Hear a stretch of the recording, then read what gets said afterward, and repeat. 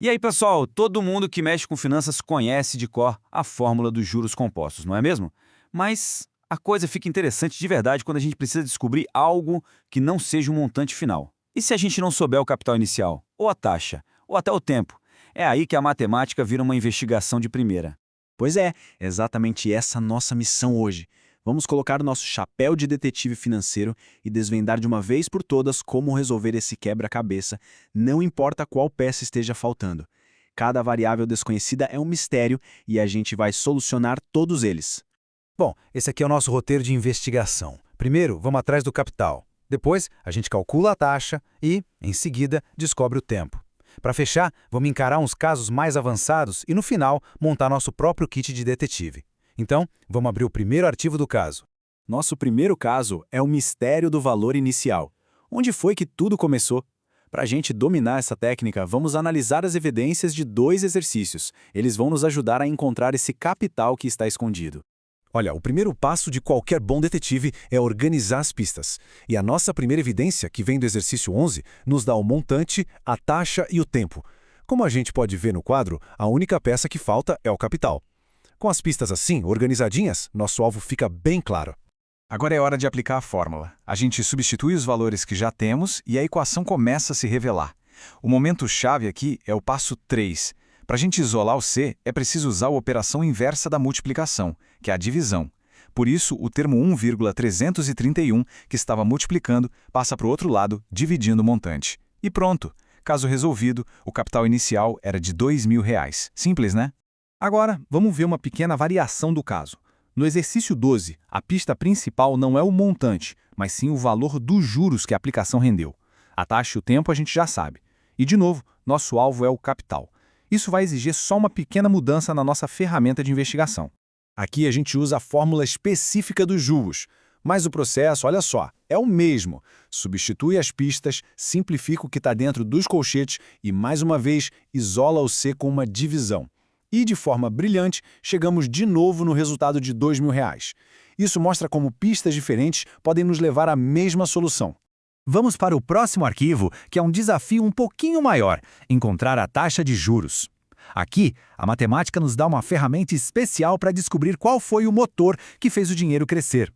Nesse caso, a gente sabe o começo, o fim e o tempo. A incógnita é a taxa. Depois de isolar o termo 1 mais i ao quadrado, a gente dá de cara com uma potência. E qual é a operação inversa da potência? A raiz. Essa é a chave para quebrar o cadeado do expoente. Na hora que a gente aplica a raiz quadrada, a taxa i finalmente fica livre para ser calculada. E essa é a grande lição deste arquivo, pessoal. A raiz, seja ela quadrada, cúbica ou qualquer outra, é a ferramenta que nos permite desfazer o efeito dos juros compostos ao longo do tempo. É como se a gente voltasse para o crescimento de um único período, revelando aquela taxa fundamental que estava escondida. Chegamos ao último dos nossos casos principais, o mistério do tempo. Por quanto tempo o dinheiro precisou render para chegar num certo valor? Dessa vez, a solução não está numa operação isolada, mas sim no reconhecimento de um padrão. Fiquem de olho. Olha só que interessante. Depois de montar a equação e isolar a potência 1,10 elevado a t, a gente chega no resultado de 1,331. E agora? Bom, aqui a habilidade do detetive é reconhecer padrões. Se a gente lembrar de outros exercícios, vai saber que 1,10 elevado ao cubo dá exatamente 1,331. Logo, o tempo t só pode ser 3 meses. Claro, para números mais complicados, um detetive usaria ferramentas mais avançadas, como logaritmos, para resolver o mistério. Muito bem. Agora que a gente já domina os fundamentos, vamos para umas investigações mais complexas. São casos que combinam técnicas e se parecem muito mais com os desafios financeiros que a gente encontra no mundo real. O primeiro caso especial envolve a tal da convenção linear. E o que é isso, afinal? É bem simples. É uma regra para lidar com períodos de tempo quebrados, tipo 3 meses e 15 dias. A regra diz o seguinte: calcule juros compostos para os meses inteiros e, sobre esse resultado, aplique juros simples para os dias que sobraram. E aqui está a regra em ação.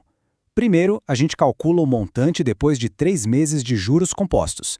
Depois, pega esse valor novo, os R$ 134,94, e aplica juros simples por meio mês, que são os 15 dias. É uma investigação em 2 etapas que nos leva direitinho ao resultado final.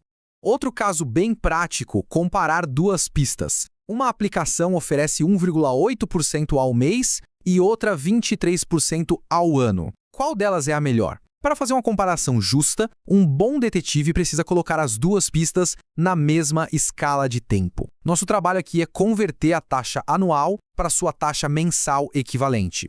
E usando a fórmula de taxas equivalentes, a gente descobre que 23% ao ano é a mesma coisa que mais ou menos 1,74% ao mês. Agora sim, a comparação fica direta, olho no olho. Como o gráfico mostra, a barrinha da opção 1, com 1,8%, é claramente mais alta. Caso encerrado, a primeira opção é a mais rentável. Bom, depois de resolver todos esses casos, dos mais simples aos mais complexos, a gente consegue montar um kit de ferramentas. Sabe, um método universal que funciona para qualquer mistério que envolva juros compostos.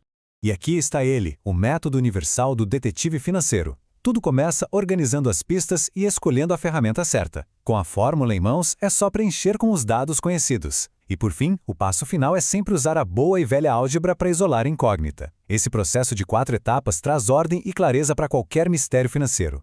Com esse kit em mãos, a fórmula dos juros compostos deixa de ser um problema e se torna um quebra-cabeça que agora a gente sabe montar e desmontar por completo.